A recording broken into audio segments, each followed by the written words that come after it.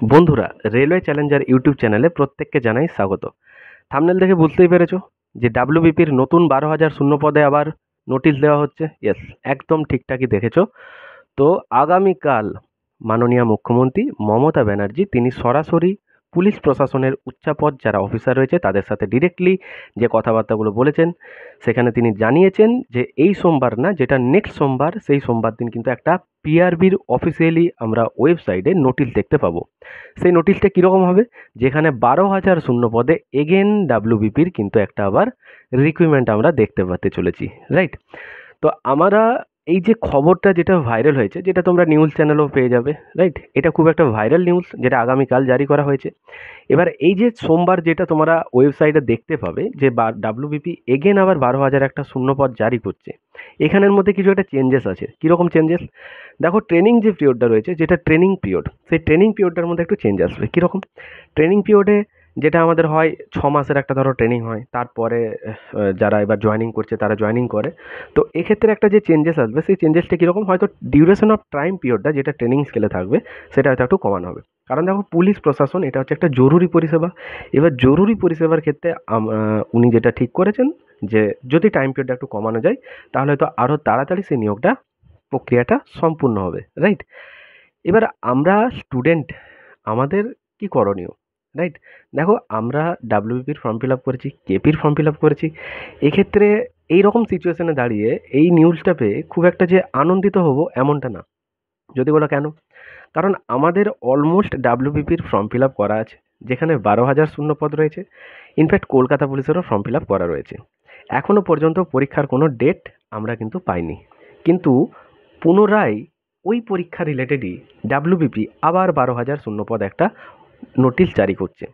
তাহলে এই জায়গায় দাঁড়িয়ে আমি কি, বা আমার মতন যারা স্টুডেন্ট রয়েছে, তারা কি খুব নিজেদেরকে এক্সাইটেড মনে হচ্ছে যে বাহ, আবার তো একটা এলো অপরচুনিটি, আমরা প্রিপারেশনস করছি, আমাদের চাই সাকসেস, আমাদের সাকসেস, আমরা সারা বছর ধরে যে বইপত্র নিয়ে এইভাবে পড়াশুনো করবো এমনটা না। আমরা একটা টাইম ধরে পড়াশুনো করব, সেই টাইমটা নিজেদের মেহনত দেবো, দেন আমাদের একটা সাকসেস চাই। তারপর আমরা হয়তো বেটার প্ল্যাটফর্ম খুঁজবো যাতে করে আরও নিজেদেরকে বেস্ট পজিশনে পৌঁছতে পারি, রাইট? তো ফাইনালি দেখো, এসএসসি এক্সামগুলো ফর্ম ফিল আপ হচ্ছে, 3 মাসের মধ্যে কন্ডাক্ট হয়ে যাচ্ছে। রেল বলো, তো আমরা যদি বলি স্টেট ওরিয়েন্টেড এক্সামগুলোর ক্ষেত্রে একটু হলেও টাইমটা কিন্তু বেশ ভালো লাগে। কিন্তু পুলিশ প্রশাসনের যে সমস্ত আমাদের পরীক্ষাগুলো হয়, সেগুলো কিন্তু নিয়মিত কিন্তু ফর্ম বেরোয় এবং পরীক্ষাগুলো সুন্দরভাবে হচ্ছে। আমার কথা হবে তোমাদের সাথে এই জায়গাটায় একটা ভাইটাল, সেটা কি বলতো? দেখো, ডাব্লিউবিপির কনস্টেবল যে পরীক্ষাটা, এটা কিন্তু এবারে চেঞ্জেস হয়েছে, যেটা কলকাতা পুলিশে কিন্তু হয়নি। কলকাতা পুলিশ, বেঙ্গল পুলিশ দুটোরই কিন্তু প্রসিডিওর একই ছিল। কীরকম বলো তো? প্রথমে 100 নম্বরের প্রিলিমস, তারপর গ্রাউন্ডে পুরো সেম, রাইট? তারপর আমরা আসতাম মেন্সে, দেন আমাদের হতো একটা ইন্টারভিউ, তারপর ডকুমেন্ট ভেরিফিকেশন, মেডিকেল, ফাইনালি তুমি ট্রেনিংয়ে আসার জন্য সিলেক্টেড, তাই তো? এই জায়গায় দাঁড়িয়ে ডাব্লিউবিপির একটা মারাত্মক চেঞ্জেস আমরা দেখতে পেয়েছি, যেটা 2024-এ দাঁড়িয়ে কীরকম বলো তো? সেই চেঞ্জেসটা যেটা একটা রিটিনেই কন্ডাক্ট হচ্ছে 85 মার্কসে, যেটা মেন্স এক্সামটা হতো, ডাইরেক্ট একটাই ফাইনাল মেন রিটিন হবে এবং তারপর গ্রাউন্ডে ডাকা হবে, দেন গ্রাউন্ডে যারা পাস করবে, সিস্টেমটা যা ছিল একই রাখা হয়েছে। প্রশ্ন করব তোমাকে এখানে, এতদিন যদি প্রিলিমসটা হয়ে যেত সাপোজ ধরো, তাহলে হয়তো গ্রাউন্ডের জন্য প্রিপারেশন হতে এবার, দেন আমরা মেন্স দিতাম। তো ফাইনালি এই যে জায়গাটা পেরিয়ে এলো, এবার আমরা সবাই ইন্তজার করছি সেই এক্সামটার জন্য, মেন এক্সামটার জন্য, 85 মার্কসের, প্রত্যেকে জানো, রাইট?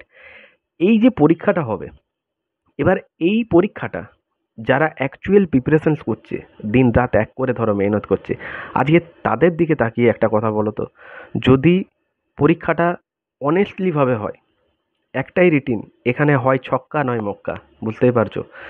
একটা রিটিনের প্রবলেম কি বলতো, যারা ঠিকঠাকভাবে মেহনত করছে, তাদের একটা চাকরি দরকার, আমাদের মতন স্টুডেন্টরা যারা এইভাবে একটা মেহনত করে করে এগিয়ে আসছো এক্সামের দিনটার পর্যন্ত, এখানে দাঁড়িয়ে তুমি একটা কথা আমাকে বলো তো, যদি পরীক্ষাটা অনেস্টলি পরীক্ষা হলো, সেক্ষেত্রে আমরা আমাদের কষ্টের দামটা পাবো, রাইট? কিন্তু যদি পরীক্ষাটা কোনো কিছু গোলমাল হলো, হবেই বলছি না, হতে হতে পারে, তখন কি করবে? তখন কি করবে? যেটা কিন্তু কলকাতা পুলিশের মধ্যে সেই চেঞ্জেসটা আসেনি। প্রিলিমস হবে, গ্রাউন্ড হবে, মেন্স হবে। তো আমরা এই জিনিসটা নিয়ে এক্সাইটেড ছিলাম যে ডাব্লিউবিপির একটাই রিটেন, চল পেরিয়ে যাবো, দিয়ে ডাইরেক্ট গ্রাউন্ডে যাবো। কিন্তু এই জায়গাটা একবারও ভেবে দেখেছো? যদি পরীক্ষাটা অনেস্টলি হয় তাহলে কিন্তু আমরা আমাদের কষ্টের দামটা পাবো। যদি পরীক্ষাটাই কোনো গোলমাল হয়ে গেল, আমি আগেও বললাম যে হবেই বলছি না, হতেও তো পারে, তখন কি করবে বলো? বুঝতে পারছো? আবার তার মধ্যে একটা নতুন রিক্রুটমেন্ট চলে এলো। এবার এখনো পর্যন্ত অফিসিয়ালি তো নোটিশ দেওয়া হয়নি, তাই তোমাদের কাছে আমি যে কথাগুলো এবার বলতে চলেছি সেগুলো শোনো। অফিসিয়ালি নোটিশ দেওয়া হবে, যেটা হচ্ছে নেক্সট সোমবার, এই সোমবার না, তার নেক্সট সোমবার, রাইট? সেই নেক্সট মানডেতে তোমরা পিআরবির অফিসিয়ালি ওয়েবসাইটে সেই নোটিশটা দেখতে পাবে, যেখানে ডাইরেক্ট হয়তো বলে দেওয়া থাকবে যে এত শূন্যপদে নিয়োগ। এবার আমাকে একটা কথা বলো তো, 12,000 যে শূন্যপদ আসছে, এই 12,000 কি অ্যাকচুয়ালি আমরা পাবো? পাবো না তো। এই 12,000 শূন্যপদে আমাদের পোস্ট কত সেটা দেখো তো। কত ফাইট করে নিজেদের সাথে একটা চাকরি লাইফে অর্জন করতে হচ্ছে, বুঝতে পারছো? কম্পিটিশন দিনের পর দিন বাড়ছে, বুঝতে পারছো? এবার এই যে ভ্যাকেন্সিটা বেরোলো, এটা ভেবে অনেক স্টুডেন্ট কিন্তু এটা ভাববে, চল পুজো আসছে, এবার একটু ভালোভাবে এনজয় করে নিই। কেন? কারণ আবার তো একটা শূন্যপদ আসছে, তারপর ফর্ম ফিল আপ করবো, দেন বসবো। কারণ আমরা না এই জিনিসটা খুব পছন্দ করি, আজ থেকে না কাল থেকে, আজ থেকে না কাল থেকে শুরু করব। এটা যারা করবে তারাই ফাঁসবে। তুমি তোমার প্রিপারেশন থেকে একটুকুও সরো না, তুমি তোমার প্রিপারেশনটা বরঞ্চ আরও বুস্ট আপ করো, যাতে করে সেই এক্সামটা তুমি ফার্স্টেই সিলেক্ট হতে পারো এবং তোমার লাইফে সেই এক্সামটা যেন ক্র্যাক হয়, এই একটা টার্গেট নিয়ে এগোতে হবে। এমন না যে আরেকটা এক্সাম আসছে, আরেকটা আমাদের রিক্রুটমেন্ট চলে এলো বড় সড়ো, তার মানে এখানে যতই ভ্যাকেন্সি থাক আমি এখানে একটা সিট নেবই, এই জিনিসটা অনেকের মাথার মধ্যে চলে আসতে পারে, তাই না? কারণ ভবিষ্যতে বাঁচতে মানুষ খুব ভালোবাসে, বর্তমানের সাথে ফাইট করাটা খুব একটা সবাই পছন্দ করে না, বুঝতে পারলে? তো আমি তোমাদের রিকোয়েস্ট করবো, যারা আমার চ্যানেলে সাবস্ক্রাইবার রয়েছে বা যারা চ্যানেলে প্রথমবার ভিজিট করেছো, ভিডিওটা যারা দেখছো, প্রত্যেকে একটা কথা রিকোয়েস্ট করবো, ডাব্লিউপি বলো, কেপি বলো, ইনফ্যাক্ট এই যে কম্পিটিটিভ এক্সামের ফিল্ডে দাঁড়িয়ে তোমার কাছে যে এক্সামটা আছে তুমি সেটাকেই নিজের পাখির চোখের মতন করে একটা এম করে রাখো, যাতে করে সেটা তোমার সিলেক্টেড হয়। ইন কেস যদি কোনো প্রবলেম হয়, ছোটোখাটো মিস্টেক্সের জন্য, যদি তোমার কোনো ছোটো মিস্টেক্সের জন্য জায়গাটা প্রবলেম হয়ে আসে, তার জন্য তোমার তো আরেকটা স্টেপ আছে, আরেকটা স্টেপ আছে, বোঝা গেল?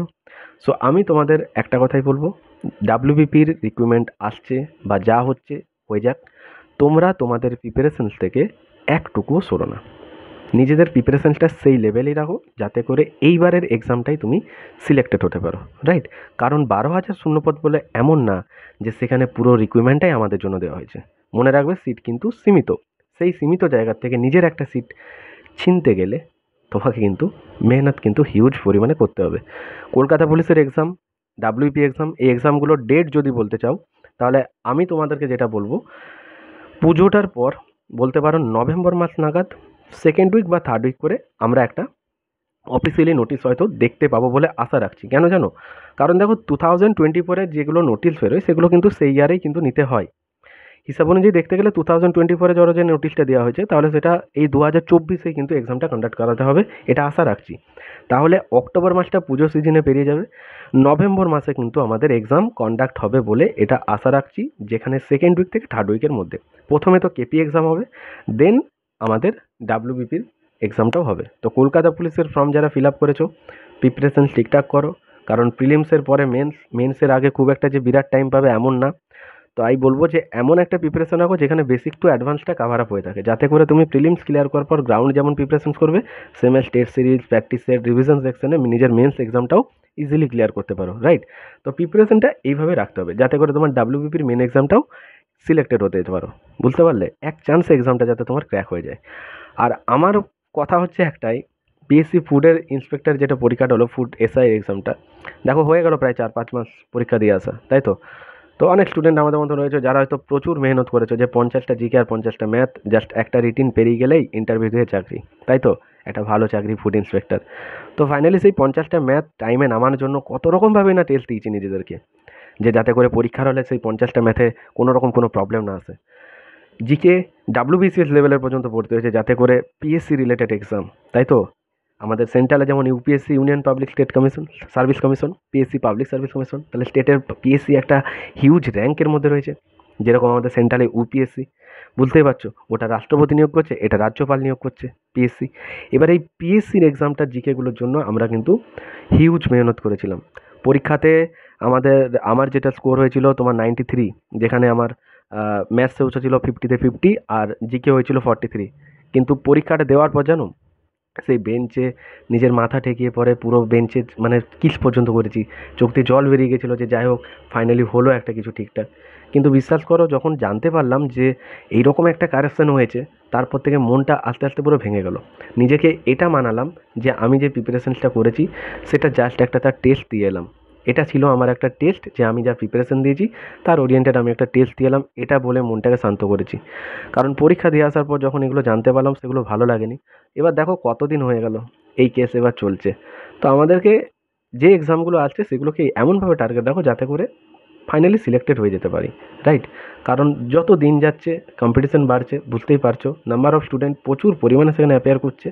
তো নিজের সিলেকশন নিজে একটা ভালোভাবে নেওয়ার জন্য ভালোভাবে প্রিপারেশন করো, প্র্যাকটিস সেট দাও, টেস্ট সিরিজ দাও, অবশ্যই ওএমআর প্র্যাকটিসগুলো করো।